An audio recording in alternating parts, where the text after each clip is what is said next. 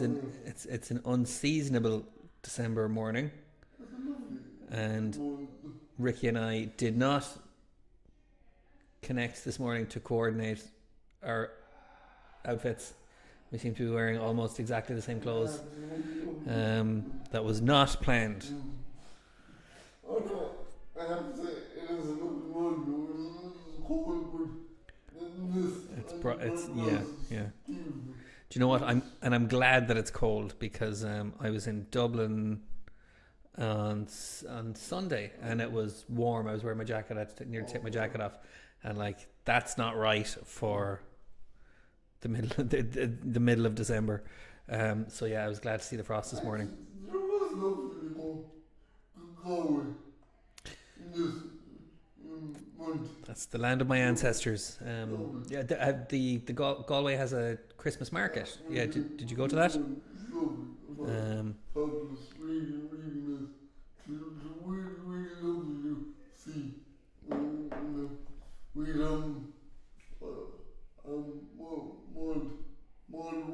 Mulled wine, nice. Something about Christmas when you're in a Christmas market, a really good build up Christmas market. Yeah, It's yeah. magical. It's very festive, literally. It's the one. Did you pick up anything? No. No, yeah, I just had a look around and just took in the thing. Yeah, that was it. Yeah. The first wheel. Yeah, the big first one. Did you go on it? No, God, no. It's too cold. That's true. Yeah, once you hit the Alp, I mean, the pictures are they're idyllic almost.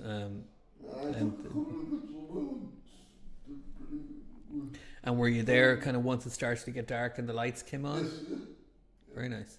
So we also saw a merry-go-round, which I never saw before. Well, in movies, and series, never seen real life, so that was good. Now, on a point of technical order, I've just realised something. Your mic isn't plugged in. We're hearing you going through my mic. So Well, let's try not to do anything drastic here. Oh no, okay, that was bad. There we go. Now, should we start the show again? okay. Um, Welcome There back to How Many Conversations. okay, now you're too loud. Okay. There we go. Okay. Hey. Christmas markets, anyway. Let me begin again. Welcome back to How Many Conversations. We are here back with you again. I'm here with Jason. So, And now, we had some. my camera has frozen. Hey. We're having some technical issues, but they will get solved eventually. This is our final show of the year. We're allowed to slack off. It's nearly the holidays. Oh, very good. Here we go. All right. Yeah, so we All 12 subscribers are going to be very unhappy with us. We're professionals anyway.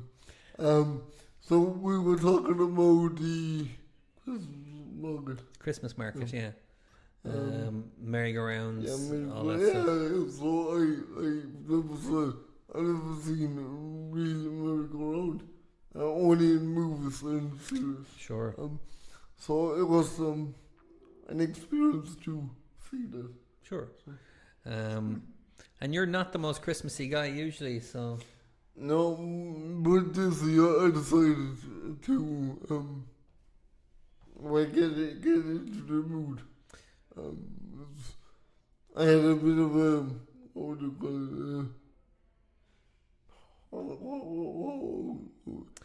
it? James. And now there's a very Christmassy word called an epiphany, which is where you kind of come to a realization. Yeah, well, kind of out of nowhere. Yeah. Well, the scientist was not out of nowhere. It was mainly, people who were lost along the way. And when I decided they wouldn't want to see me upset at Christmas. Okay. It's the time, so I decided to embrace the spirit. And are you glad that you did? Yeah, it's good. I'm just upset and more because my more happy, more also what's the word look for more and getting into the mood of it. Cool. Of Christmas. Okay. It's good. I'm glad to hear that. Great. Okay. So we have done very little pre-production for today. We are winging it. But I suppose the secret is we have done this many times before, and yeah, but we always gotten away with it. Gotten away with it. Sorry, Yeah. go on, sorry. You go first. Netflix.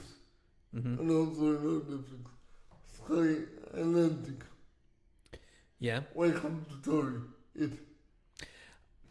Interesting. I started it. I've seen the first 2 episodes. So that's for people who might not have seen it. So Welcome to Derry is a prequel series to the recent movie adaptation of the Stephen King book, It. So Or the deadlines that you called it. yeah, and my understanding is it's a horror show, and it's so based on in the writing of Stephen King, and my understanding is it also kind of connects to other books and movies from the StephenKing kind of universe. Yeah, I don't know if Dark Tower comes up in it, but I know The Shining is connected to it. Yeah.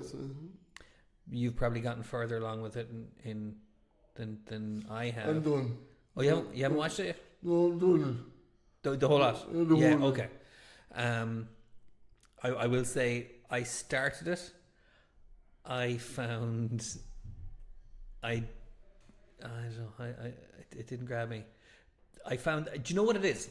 Okay, this is the child harm in it is very explicit, and I don't think I've seen that before in movies or horror movies. Yeah, that's something. Usually, you don't see children getting hurt, and as a dad, that stuff I don't find that stuff entertaining. But For me, I'm not for it, but even for me, it was a little bit like, whoa. yeah. You And then to a certain degree, some of the imagery, not the child harm imagery, but some of the horror imagery was so extreme that it became almost cartoonish to me. It was almost like comical. But again, that's why. So I've pulled back from it. I may revisit it. But in our house, we've only a limited kind of window for watching TV, so we have to be very selective. We have to love the thing or else it gets ditched. So it didn't quite reach that threshold for us. So that's enough of me talking. What did you think of it? I like it. I like the backstory behind Bob Gray, who Bob Gray was. Okay, describe him for people who haven't. Bob Gray was a human. He was a clown called Pennywise, the dancing clown, as the human. He was a human. It goes all the way back to that. Yeah. Well, now I'm curious. So he wasn't just some cosmic force. No. It was, but it solved Bob Gray's identity and became Pennywise, the dancing clown. I see. With Bob Gray's voice. Okay. So fascinating. But I would have liked to see the deadlights actually came from. That's what I would like. Yeah. Because Stephen King did explain it, but we never could see where what it looks, where the space actually is and what it looks. Well, I think we know where it is, but what it looks like. So Have you heard the term cosmic horror before? yes, So Lovecraft. yes. So the thing about cosmic horror is it's one of the reasons I find Lovecraft hard to read is because it has to be unknowable. It has to be indescribable in its kind of weirdness and its horror and its vastness. You know, it has to be like Yeah, but that's torture. For me, Yeah. I'm wondering it's and torturous. and if you read or listen, now I don't read Lovecraft, but I do have an audiobook of I think it's his major works. It's like 50 hours long, and I'm slogging my way through it because it's all like and I couldn't even describe what the thing looked like because it was just so indescribable. But the horror I felt, that was also indescribable because it was so indescribable. And like that's supposed to you're supposed to fill in the blanks yourself and think like, God, it must be really bad if you can't even describe it. And you know, so when you're saying the Deadlights, like they probably can't describe that stuff because that then it wouldn't be cosmic. Do you know what I mean? Then it wouldn't be kind of. Maybe it would be. Maybe it would still be. I mean, it depends how they set it up. I mean, look at what's it? 2001 Space Odyssey. When he goes through something. Through the Stargate and the obelisk. And the lights were like, God, this is horrible. Yeah. But did that make sense to you when you No, watched it it? didn't, but it's still fear. That's what I mean. But it's Of the lights going. oh, I see what you mean. Okay, so there is an attempt at representation. Yeah, Yes. so- Okay. But then you do like the thing is like Stephen King and I would say Terry Pratchett. Have you ever read or listened to or watched any of his stuff? I think that they have the same problem in that they set up these works that have great ideas and great characters and like they really draw you in, and they always mess up the ending. The ending is always like, oh, is that it? Like, is that all it was? So like I think endings of those books that have big ideas, whether they're big horror ideas or big fantasy ideas or stuff like that, like it's really hard to kind of make it that work all the way to the end, you know. And Stephen King has a big problem with that. So not to have you seen the movie It? Yeah. Okay. Have you seen the previous movie It, the 1990s one? Yes. What did you think of that? Sorry. Yeah. Brilliant. I watched that when I was 12 and it messed me up. Every time I was anywhere mildly dark, I was just terrified. But I didn't like the monster. What it became. There we go. Spoiler. Exactly. Yeah, but that wasn't turn. That was normal. It was simple. But that's what it was in the book too. Yeah. Yeah, that's what I mean. That's what I mean about the kind of these what's the word, disappointing endings, these kind of anticlimaxes. So was it not that in the more recent No. version? That was more than that. In the series, we'll see we tried to do different things. Okay. We tried to do this flying bat. Yeah, even that the demon bat baby thing. No, well, that's brilliant. And then you tried to do again, almost like a pterodactyl. Okay. Real Simpson. Now I'm going to do a classic Harmony FM pivot here and ask, speaking of Netflix horror shows that are sequels to other works, have you seen Ash versus the Evil Dead? Yes. What do you think of that? Okay. So that was that Take it again. or leave it. It's interesting. I watch it for pure interest, not to get a thrill or fright, or just out of pure intellectual interest. Yeah. So, Now I started it, and the first episode got me. Like it definitely. But I think I just don't have a stomach for horror. I don't seek it out. You know. it's too complicated. It's too like Yes. family based. Yeah. Yeah. What? But that's what I always liked about the Evil Dead movies, is that they had that blend. They could be slapsticky and then also horrific, and that like that whiplash effect. I think if you mix comedy and horror, you can make the horror more effective because the comedy disarms you. Maybe, but like even with the hand coming there, Yeah. the whole fire. It's not, how is that interesting? You know, And are you talking about the movie where that happened, Yeah. or does it also happen And in the the TV movie. show? Yeah. The movie. Okay. So you go way back with your horror movies. So Yeah. you have some pedigree there. So what? Okay. So Welcome to Derry. You're coming into it with a good kind of head of what you like and don't like in horror and stuff. Do you consider that good horror, or is it more just you like the story? I like the psychology behind it and the intelligence behind it also. Yeah. There's not, the horror's very entertaining, but it's not the end all of it all for me, Okay. to be honest. I was more interested in the Deadlands, how they operate, Mm-hmm. why they put people in the trance, Yeah. for what reason, why they acted to be your animal when they were pretty much intelligent, like they were, like, so it was sentient, but it acted like a pure animal, like, when animal instincts, why, like it was, like alien, shouldn't it be more than animal? So I was more interested in things like that behind the Okay.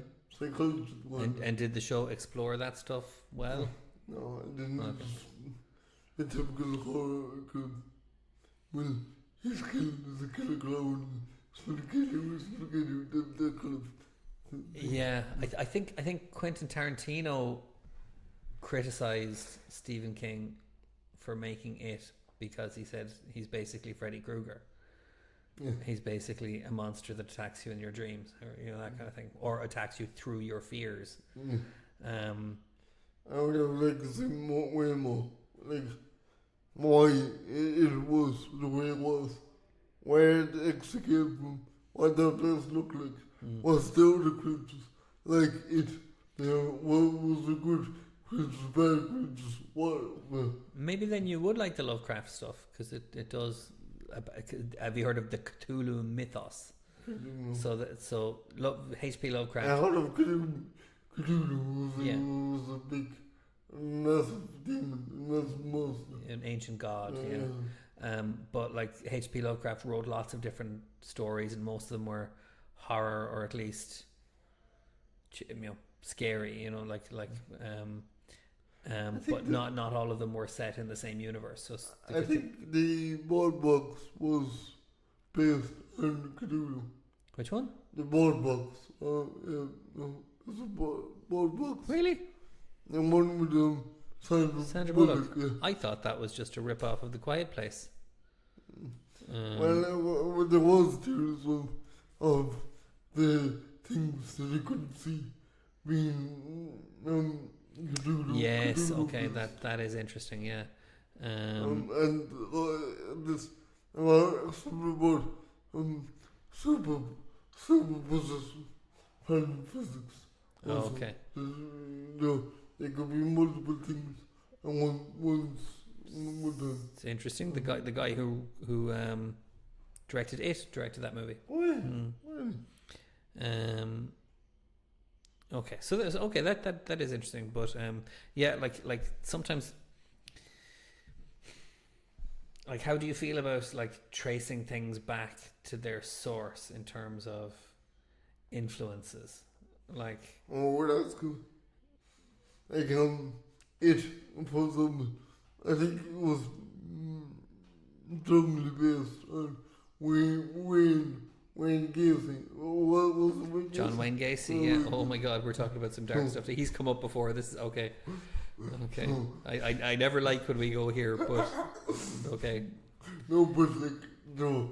That's the one I find interesting. So, the same with Ed Gein, he was best on the Chainsaw Massacre and Yeah, other horror and films. Buffalo Bill from the Silence of the Lambs. Yeah. Yes. Amazing. But I'm talking about more about like in terms of fiction or music. I mean, so my example is like I grew up loving Nirvana, and then through Nirvana I heard about the Pixies, and then I was like, well, Nirvana got a lot of their ideas from them. Yeah. And then through listening to the Pixies, I heard about like Devo and Dead Kennedys, like early 80s, 70s new wave and punk. So I started listening to them. Then I heard about bands that came before those guys and could trace it all back to like the guys who did it first. They didn't do it best. They didn't refine it the way the Dead Kennedys and the Pixies and Nirvana did. But they did kind of originate the idea a little bit, you know what I mean? So I like to do that. I like to get a kind of lineage of certain ideas. But you can do that with movies and books as well. Like, so we've already said it has its real life inspirations, but then there's also Freddy Krueger. But then was there something before that? And you can go all the way back to Lovecraft. And he, you know, I don't know, how do you feel about that? Like, is it more just about, well, I either like it or I don't? Yeah. Yeah. More than I like it, I don't. And like I said, I love it when the best are real people. Like I was amazing. I never knew that. A lot of horror films can be based on real people. And then again, like I said, Ed Gein inspired so many horror films. Even the famous filmmaker Albert Hitchcock with Psycho. Very good. But there you go, tracing it all back. That's very good. Have you seen Psycho? No, I know it, but I haven't seen it. I think Norman Bates is Psycho. Yeah. Norman Bates is pretty much based on Psycho. It goes a little bit more into detail. Oh, you mean like Bates Motel? Yeah. Yeah. So that's another thing. That's a prequel made decades after the original. That's another show I dipped out of. I started it but didn't finish it. Bit boring, to be honest. It looked a bit boring, to be honest. It was more about his relationship with the mother rather than anyone else. Well, I mean, that's what the movie was about as well. But I suppose when also, like, the problem with prequels is that you know how they're going to turn out because you've seen the thing that they lead to. So that can take some of the stakes away unless they create these other characters that then you know what's going to happen to them because they're not in the thing. Sorry, that's the word I was trying to look for. It doesn't feel complete because of what I described to you. Not explaining where it came from. Well, sorry, explaining it, but not showing what that looks like. It doesn't feel so complete. It feels like, well, this aliens across planet and this terrorism keeps. Okay, where is it from? How did it become this? Why is it this? It's not complete. Does it feel like they're just throwing things at it and seeing what sticks? Pretty much. Like, I think they had a good, really, really good storyline, and they could have completed it. When they went back to the human, Bob Gray. I mean, we got that for, we know what happened to Bob Gray, how the Deadlands took over Pennywise. Yeah. That's gone.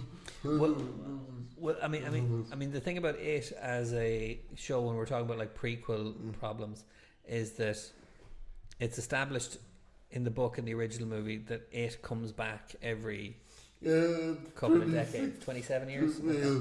So they're going to do another series that's set 27 years before this one, and one set 27 years before that. So they'll tease out stuff about it, but in reverse chronological order. So that's quite interesting. Like, so you might get answers that way. But what I'm curious about, tell me what you think of this. And it's a pity Dean isn't here, because he'd have a good read on this, which is, how would you feel about fan fiction that explored the gaps in the story that you're noticing?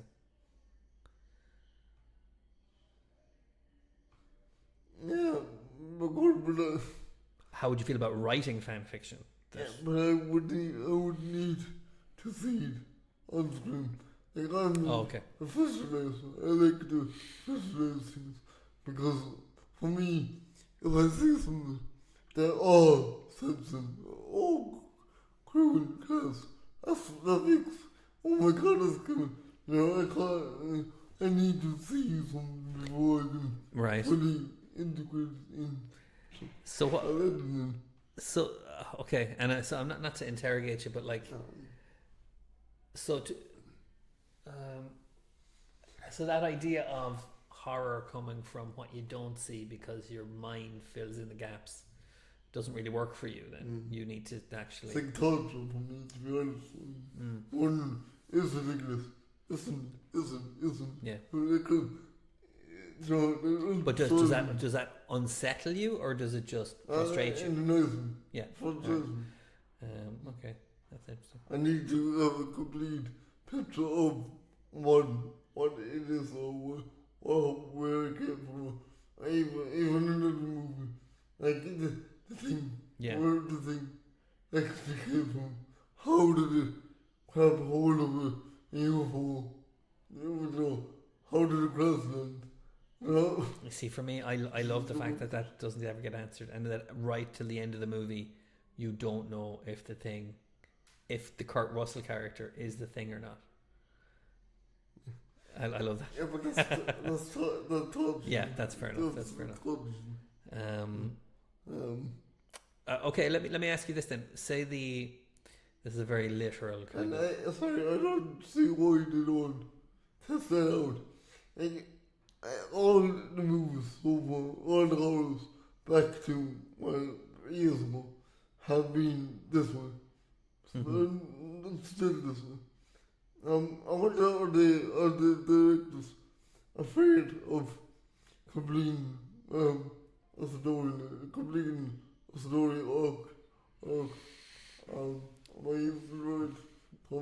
Yeah, I mean, my guess is that, like, giving all the answers kind of robs the thing of its mystery. Yeah, but why not put that to the test with people? I think they have done that. I actually, do you know what? You've beaten me to what my next question was going to be, which is the Alien movies. I was going to ask you if you've seen those. I have. And if you consider the Alien to be more scary when you only partially see it, or when you see it fully out in the open. Neither.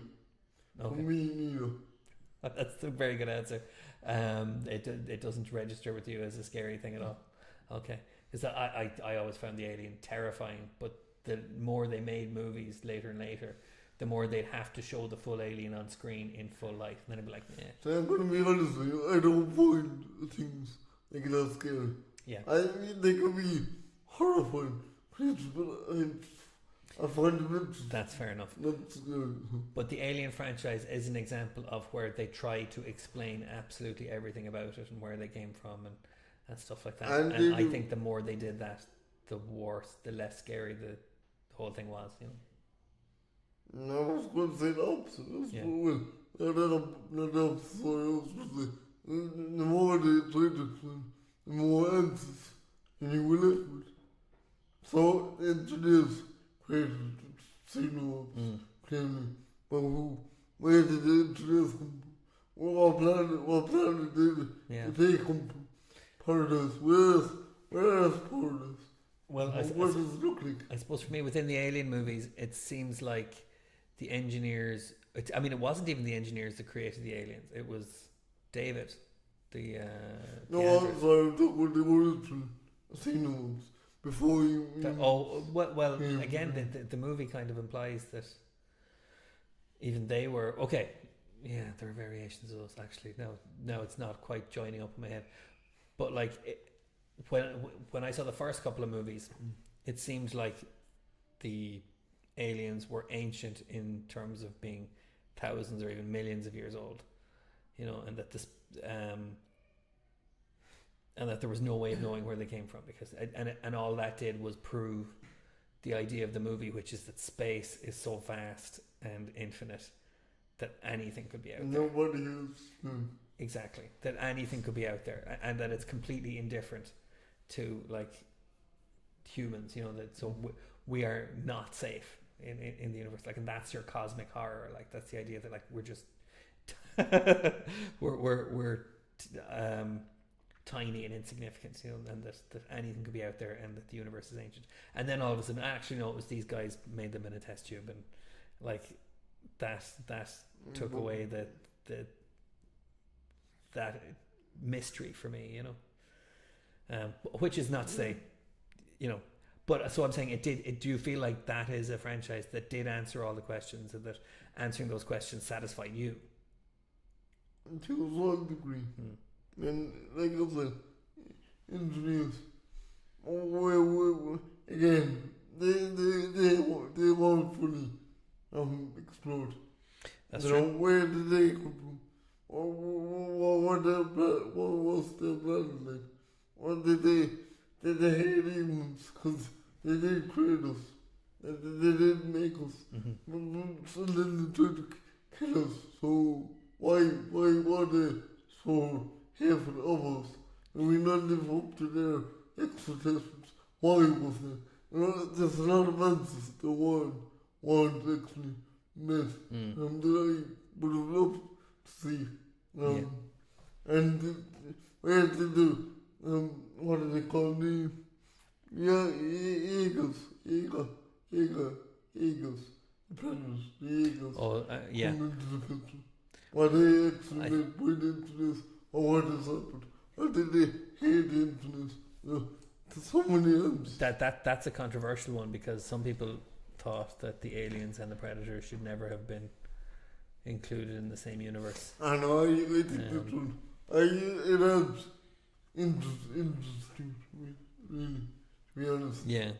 And I like the way they hunt us. They always remind me of what's the species in Star Trek Voyager that hunt prey.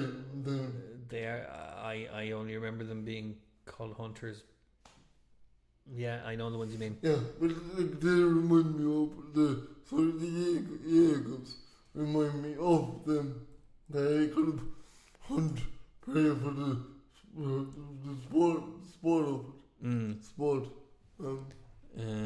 Yeah, I mean they definitely would have been the Herodian. Yeah, they would have definitely been based on the predators. Like psychologically, that's fascinating. So why did they hunt? Prey. More stronger than them. Did they have a bit of a god complex about them all? Interesting. Okay. So I'm sorry, I have a really weird way of looking at films. No, I mean that's you like the psychology of these things, and you like these kind of subtext. Yeah, but let's be honest, people watch it, just watch it. They don't watch it just because they're interested in the psychology of what's in the films. Well, that might be. Well, I think this is why subtext is called subtext. It's not supposed to be obvious. It's supposed to require thought and reflection. But I still think, even if you don't think about it, you'll notice when it's not there. You know, like, so someone can watch a movie and watch it very superficially, but if the movie itself has no depth, they'll notice that. You know, like that's my. I'm trying to be generous to the casual viewer, the casual consumer. But yeah, but in terms of these, yeah, so it's what you do with these ideas when you get them, like when you kind of go, like, I want to know more about this, I want to know more about that, and then, you know, it's not like they're going to make an infinite number of movies to or even TV shows to kind of satisfy those questions. So why not? does that? Well, Look at the Walking Dead. I'm not saying they couldn't, but they don't. Look at the Walking Dead.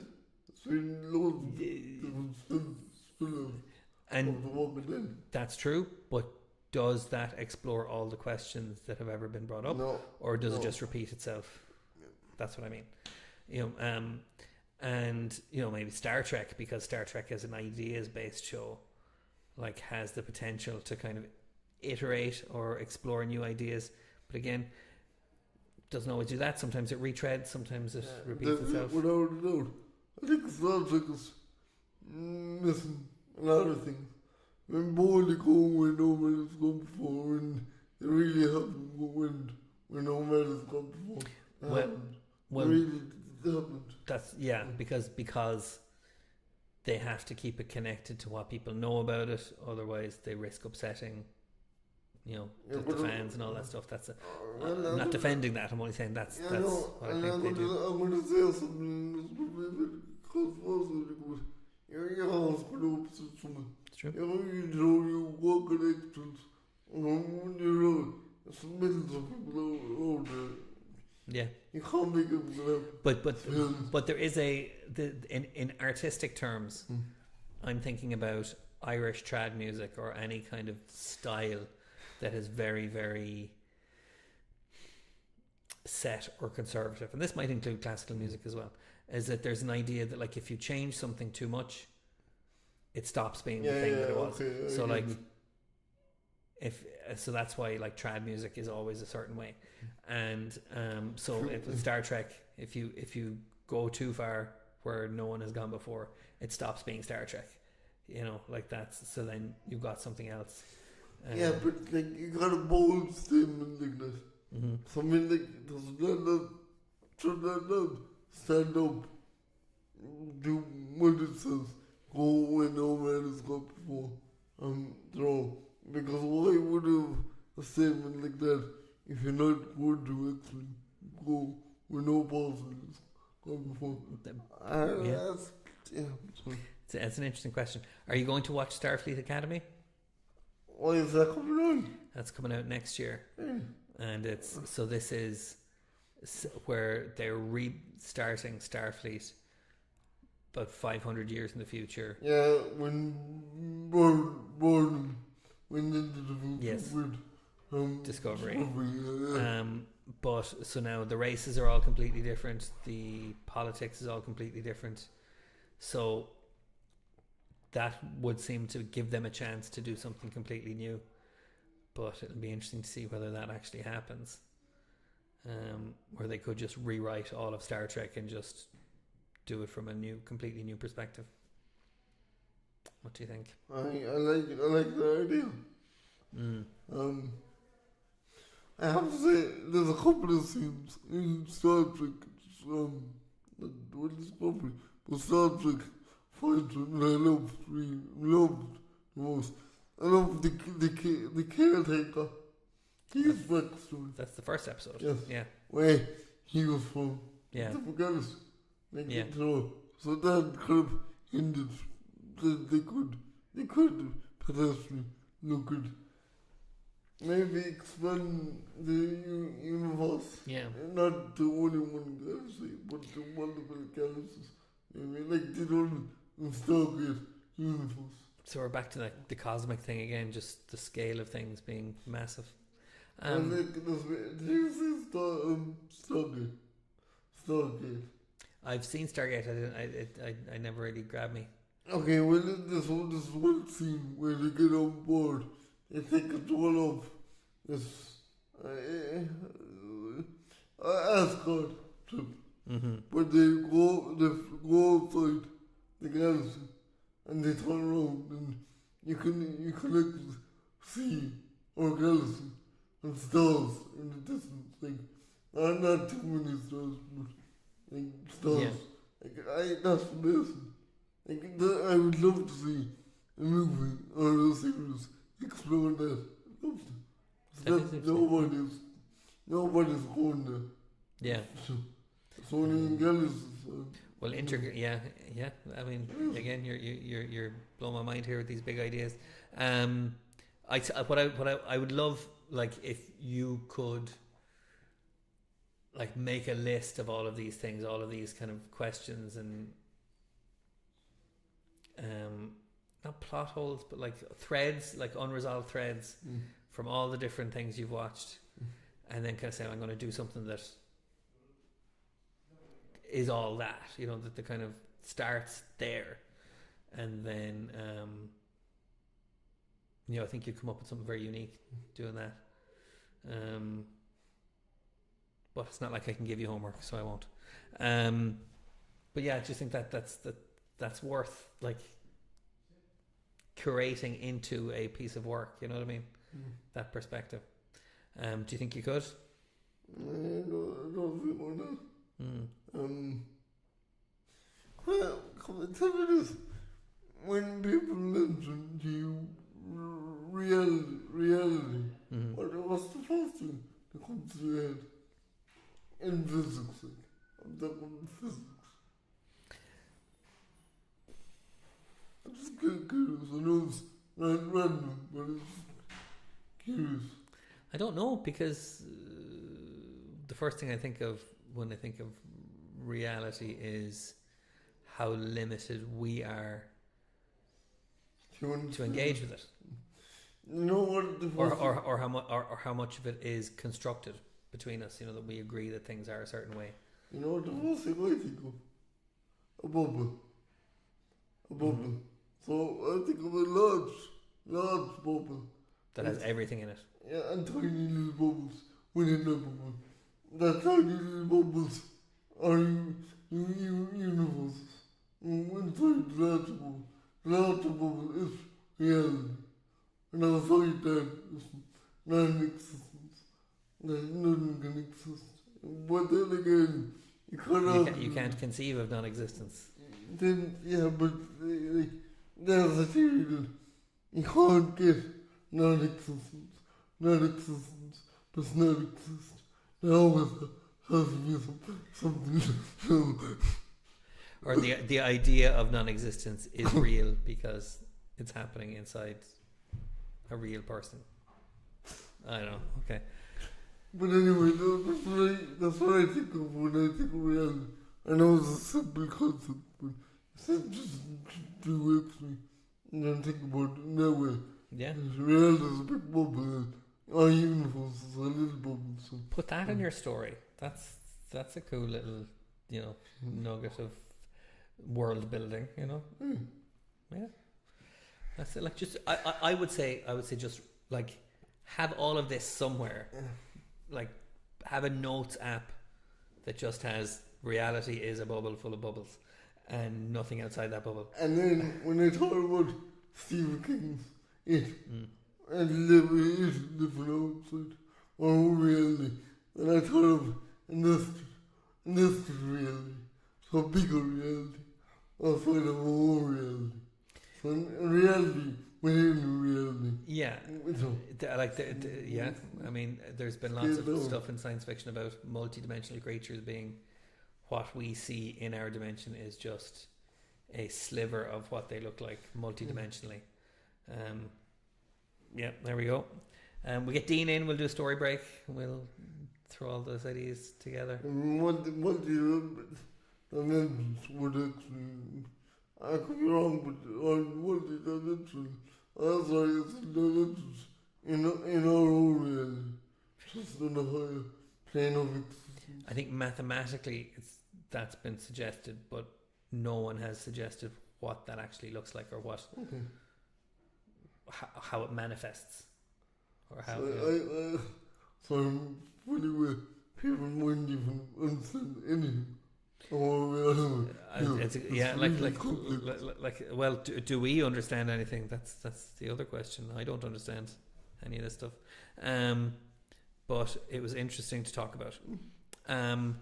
We have burnt through an hour here. We don't even have time for a guest, considering we I hadn't a clue what we were going to do when we started. We did all right there. So from our festive show that was all about cosmic horror, do you want to sign off? Sorry, I'm just thinking about something. Your mind just went to another dimension there. I think anyway, that's all from me and Tristan. So we won't be back next week. We're taking a break. Yeah. So we'll be back on the 6th of January. Okay. So from us, see you. Thanks everyone.